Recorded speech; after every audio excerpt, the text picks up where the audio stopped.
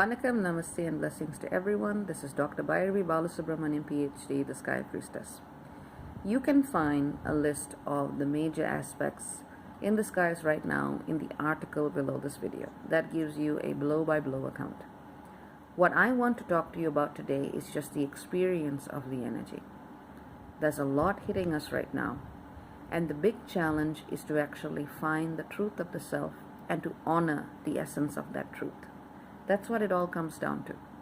Whether it's Pluto squared Eris, whether it's the South Node squared Eris, whether it's Jupiter trined Eris, whether it's Jupiter retrograde, all of these truths come back to the same point. No matter what you are experiencing in your life right now, know that healing, transformation lies within you. Look at what energy dynamics that you are feeding. Look at what parasitic relationships that you are a part of, irrespective of what role you play in that dynamic. What have you allowed and why are you allowing it?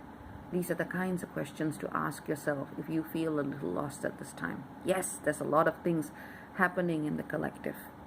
Yes, there's a lot of energies that everyone is picking up, but you know what? We are being trained for something. And we are needing to up our own thresholds of what we can handle and what we can manage, and that's part of this cosmic training process. If you keep saying that it's overwhelming, and I know it is because given the work that I do, I have to deal with a lot of this every single day. I know it's overwhelming, but we need to keep persevering. By perseverance, I don't mean pushing yourself to the point of burnout. I mean knowing when you need to withdraw in yourself. Take the time out to practice self-care, self-love, replenish your own energy reserves, and then get out there and do what it is that you need to do again. It's about this movement outside and inside, outside and inside, outside and inside, and it's not about staying stagnant in any one of those places.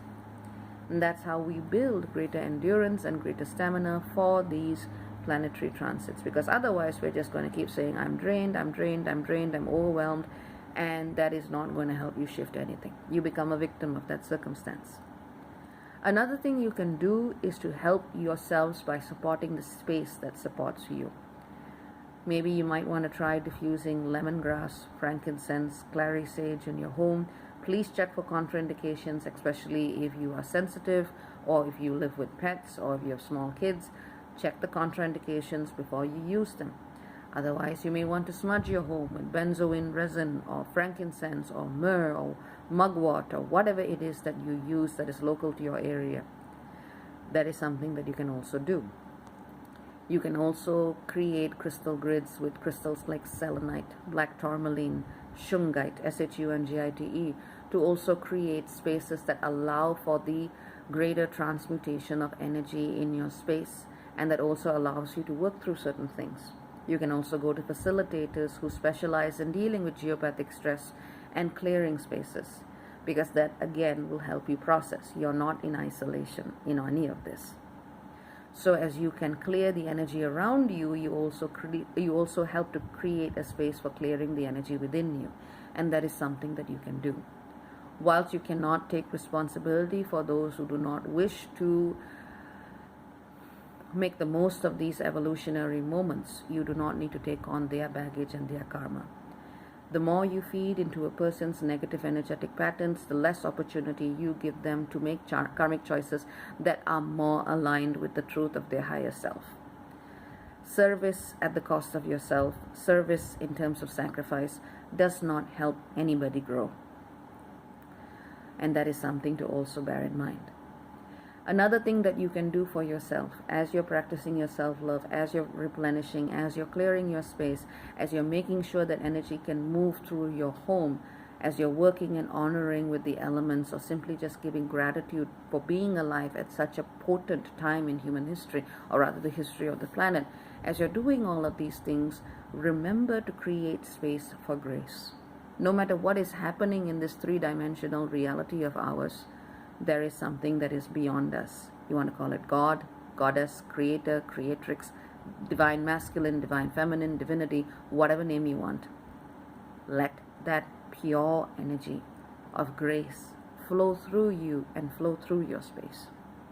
You need to allow it to happen for these obstacles to eventually lift.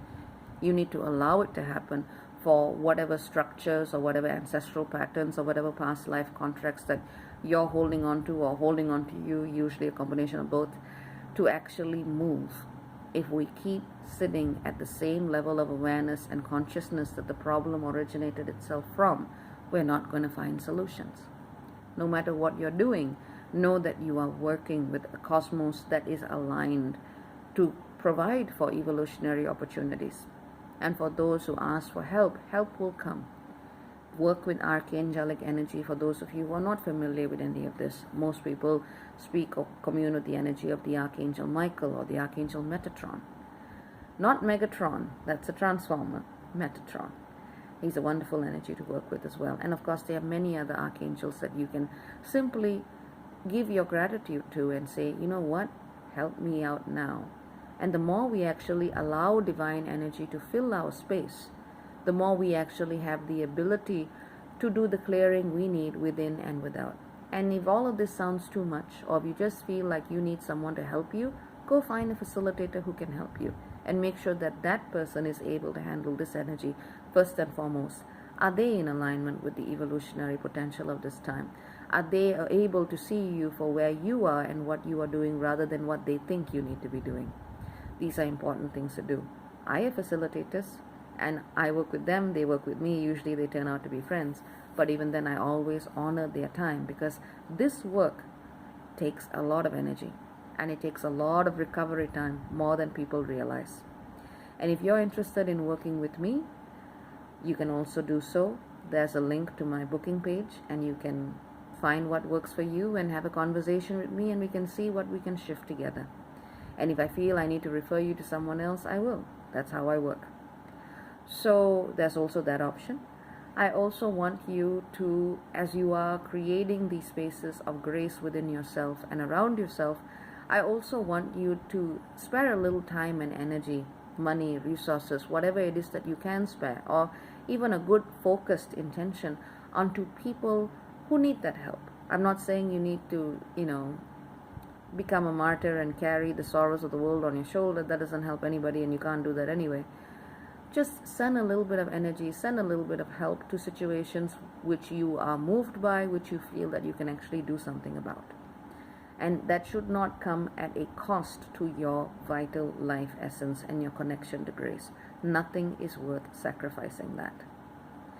So, as again, the more you come into alignment, the more you actually allow the energy of divinity to move through you and to help you ease your situation.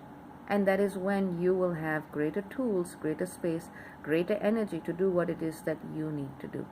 For me, this is the key message of the time now. You can look at the astrology in the article below, seek out help if you need to, seek to be in alignment, and harm none, including yourself. Take care. Many blessings. Bye-bye for now.